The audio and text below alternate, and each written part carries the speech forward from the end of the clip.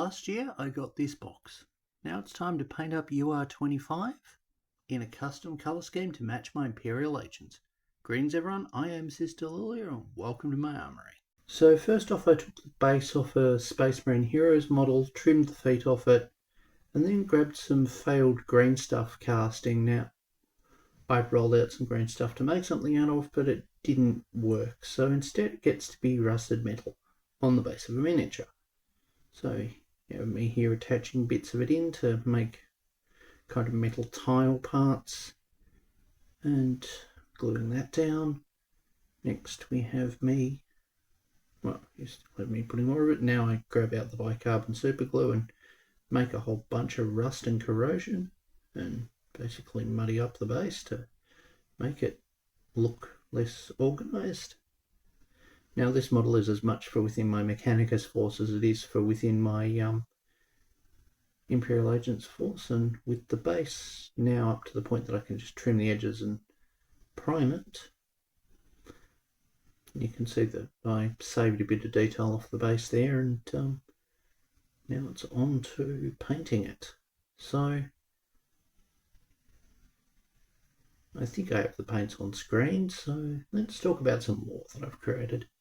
Now this model is as much, if I had the ability to swap out the shoulder icon for one without that number, I would. So on the planet of Hectari 3, Acri world that is slightly more armoured, that is way more defended than normal, there marches a lone solitary mechanical warrior in the Underhive, who guards hidden troves and treasures that humanity has long forgotten. This mechanical guardian has long come to the planet's aid when invading armies have overrun the surface, but has very rarely stuck around to talk, and indeed has actively avoided any members of the Mechanicus who have sought to find him. This ancient machine, while descending from long abandoned enemies of humanity, has long seen it as its duty to defend the planet and hopefully find others of its kind should they stumble onto it. It guards ancient self-repairing facilities, or ancient repairing facilities that are capable of maintaining it, and other equipment. But these facilities were deliberately hidden, and it maintains the secrecy of them. So far, no human has been brought to such facilities, and indeed any who have gotten close have mysteriously disappeared or turned up in other parts of the hive. There have been attempts to investigate these locations, but they have not turned up anything when the robot has not been around, and when it has been around, there has always been a fleeting glimpse of it, never truly a glimpse that reveals much.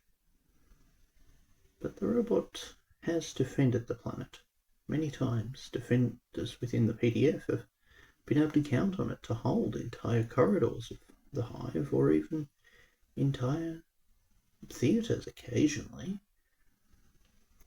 Its indomitable spirit and unwillingness to yield has meant much in the way of, has carried the day many times and protected many innocent people.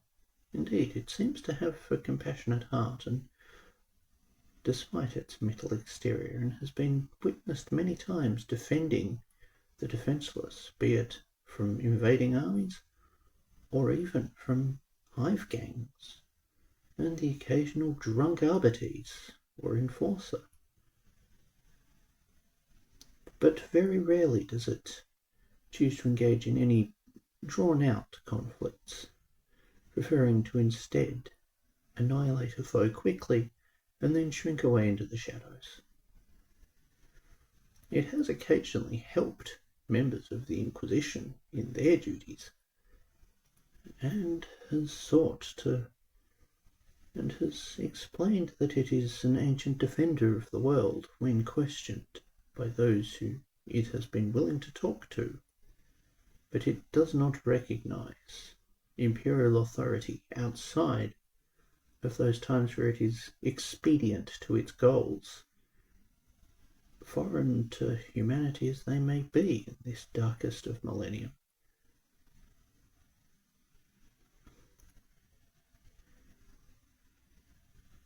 So yes, we've got me coming in with various paints to paint it up. Now I chose to go with the patina underneath the bronze because, well, I knew I was going to not cover everywhere with the bronze, so I figured having the patina underneath meant that it would be visible. You see me coming in here now. I'm kind of running out of things to say, really. This model is going to be, well, rules for this model can be found in Legends, and I intend to both make use of it within my Imperial Agents. I was going to say Imperial Guard for a moment there, but so within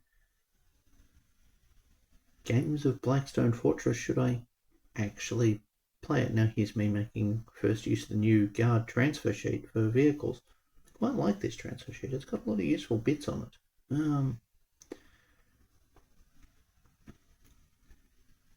But yeah, we've got me coming in and applying them. Now, a trick I found for applying transfers was to go over the surface first with shiny varnish, and then go over everything with a shiny varnish once I put the transfer down, and then go over everything with a matte varnish. Sometimes it works. Surface still ends up being slightly shiny, but at least it kind of hides the edges. But yeah, as to whether I'll end up actually playing Blackstone Fortress, who knows? I don't actually have a copy yet, but I do have a copy of this, and it would be fun to.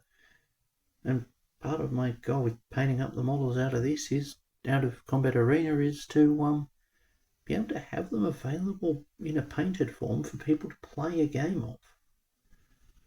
Because, occasionally I want to play games with people. Now here we have me coming in to paint the base. Now,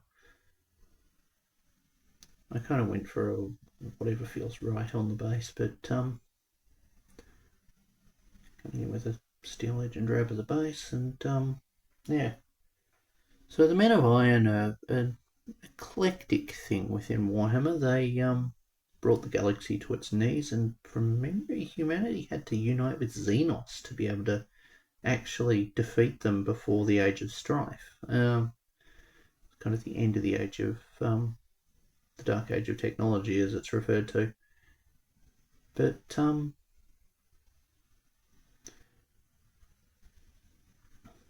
yeah, there was a STC machine for producing them that was found within the Gaunt's Ghosts novels, actually the first one.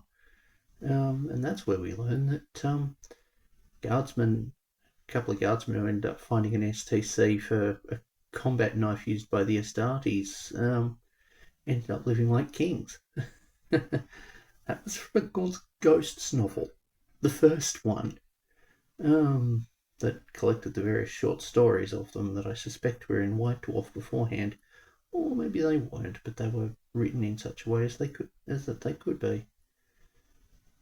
But yeah, coming over this, doing some slight weathering and rusting, and then heavy weathering. Well, I say heavy, I don't use oil washers, so it can't be that heavy. But yeah, pardon any blurriness on the camera. I can't turn off the autofocus and just set the focus, so it doesn't always want to work. And I wanted to capture the whole basing and painting process on camera, and I also wanted to both paint the base to a degree without the model on it, and then, because it's easier to get the brush everywhere, and then then paint up the model. Yes, and here we have me rimming the base with black paint, and we are done. For more lore on Hectare 3 coming soon. And so we are done.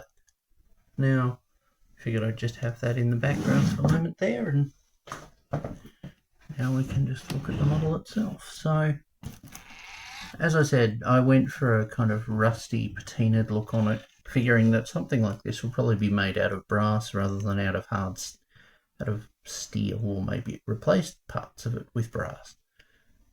But yeah, so we've got the like I went over it with, I did the patina first so it'd be everywhere, including the deep recesses. And honestly, I think that's the way to go for doing heavily patinaed stuff.